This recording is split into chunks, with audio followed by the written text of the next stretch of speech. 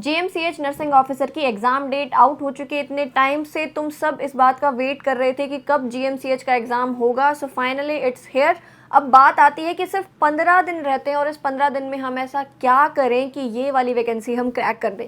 तो ये सारी की सारी डिटेल्स तुम्हें इस वीडियो में मिल जाएंगी। कब तुम्हारा एग्ज़ाम होने वाला है, एग्ज़ाम सेंटर्स कहाँ पर रहेंगे, एडमिट कार्ड कब आएंगे एंड किस तरीके से प्रिपेयर करना है एंड जीएमसीएच का एग्ज़ाम पैटर्न क्या रहता है।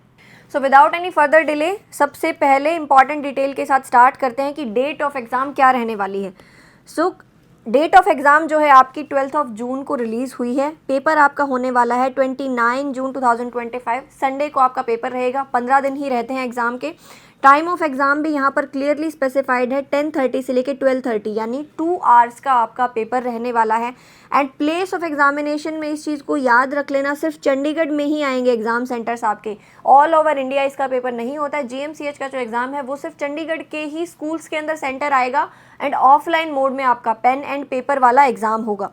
एडमिट कार्ड्स जो हैं वो बहुत जल्दी ही साइट के ऊपर रिलीज़ हो जाएंगे। जस्ट एग्ज़ाम से पहले नहीं होंगे, कुछ दिन पहले एडमिट कार्ड आ जाएगा। तो आप पहले ही प्रिपेयर हो जाना कि आपका सेंटर कहाँ आया है और आप वहाँ पर किस तरीके से पहुँचने वाले हो, क्योंकि ऑल ओवर इंडिया से बच्चे यहाँ पर अटेम्प्ट करने वाले हैं और एग्ज़ाम सेंटर सिर्फ चंडीगढ़ आएगा। So try to reach 1 day early there.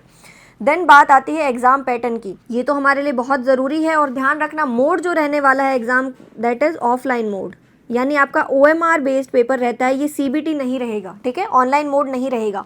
Total questions रहेंगे हमारे पास 100 और टोटल मार्क्स भी 100 रहेंगे, ठीक है। ड्यूरेशन जो है आपको 2 आवर्स का मिलता है, 120 मिनट्स आपको मिलेंगी, यानी कि आपको ज़्यादा टाइम ही मिल रहा है। जितने आपके क्वेश्चन है उससे 20 मिनट ज़्यादा ही मिल रही हैं। नेगेटिव मार्किंग इधर ध्यान रखना, 1/4 नेगेटिव मार्किंग रहेगी, यानी कि एक क्वेश्चन अगर आपका गलत होता है तो 0.25 डिडक्शन आपका रहेगा, ठीक है। तो इस चीज़ को ध्यान रखना, यानी सही क्वेश्चन अगर आपने कर दिया तो 1 मार्क आपका प्लस हो जाएगा, गलत करते हो तो 0.25 डिडक्ट हो जाएगा।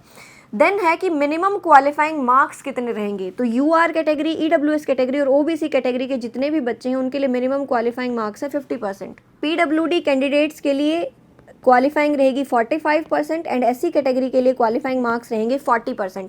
अब इस चीज़ को यहाँ पर ध्यान रखना, ये जो टोटल क्वेश्चंस है ना तुम्हारे 100, इसको 2 पार्ट्स के अंदर डिवाइड करके आपका पेपर आएगा। यानी टोटल 100 है जिसमें से 70 क्वेश्चंस अलग रहेंगे एंड 30 क्वेश्चंस अलग रहेंगे। 2 पार्ट्स के अंदर पेपर है और आपको ये दोनों पार्ट्स क्वालिफाई करने हैं। दोनों पार्ट्स के अंदर आप पास होने चाहिए तो ही आप क्वालिफाई माने जाओगे। ऐसा नहीं है कि कंबाइन 100 में से आपके 50% आ गए हैं तो फिर आप क्वालिफाई कर लिया है, नहीं, दोनों को अलग अलग से आपको क्वालिफाई करना पड़ेगा।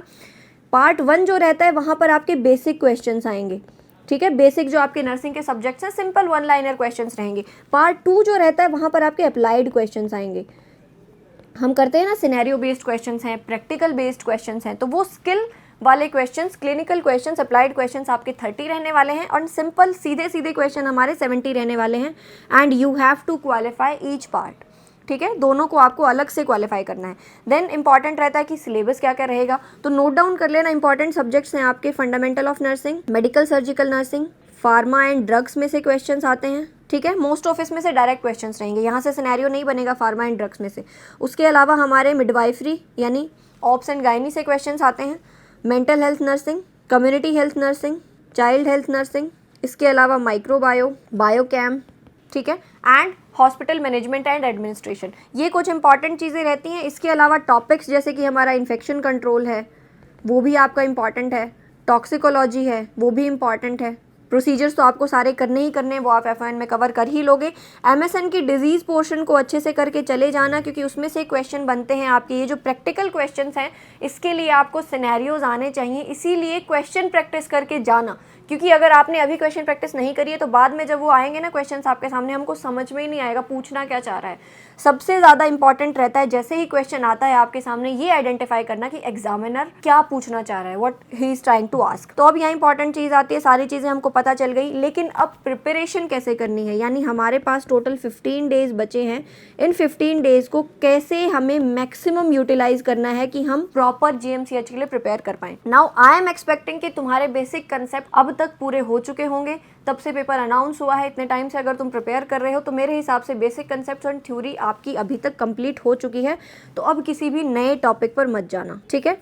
दूसरी चीज़ इंपॉर्टेंट ध्यान रखना कि अब तुमने पहले जब प्रिपेयर किया होगा तो तुम्हारे पास कुछ की नोट्स होंगे, है ना। इंपॉर्टेंट नोट्स हम बनाते हैं, सिर्फ वो की नोट्स रिवाइज करने हैं। उन की नोट्स को एक बार देख लो, वो भी उन टॉपिक्स के जिसके क्वेश्चंस तुम ज़्यादा गलत कर रहे हो, ठीक है। एंड जो इम्पॉर्टेंट टॉपिक्स हैं जो हमेशा हर जगह रिपीट ही होते हैं, जैसे हमारे कुछ इंपॉर्टेंट टॉपिक्स हैं, आपका ईसीजी है, आ ही जाता है हमेशा, एबीजी के क्वेश्चंस हैं, आ ही जाते हैं हमेशा, है ना। आपके प्रोसीजर्स हैं, प्रोसीजर से क्वेश्चन आता ही आता है, नर्सिंग रिस्पॉन्सिबिलिटी के क्वेश्चन है। ये कुछ ऐसे टॉपिक्स हैं जो रिपीट होते हैं, तो रिपीट वाले टॉपिक्स पर हमको ज़्यादा ध्यान देना है। देन इंपॉर्टेंट चीज़ आती है कि अब करें क्या, अब हमको नए टॉपिक पढ़ने नहीं है, तो फिर हम क्या करें ऐसा कि हम इस एग्ज़ाम के लिए प्रिपेयर हो जाएं। देन यहाँ पर आपके पास आती है क्वेश्चन प्रैक्टिस, जो कि आपके लिए यहाँ पर स्टैंडर्ड रहने वाली है। ऐसा नहीं है कि 15 दिन रहते हैं तो मैं कुछ क्वेश्चन प्रैक्टिस करके अच्छा नहीं कर सकता, no, you can do anything.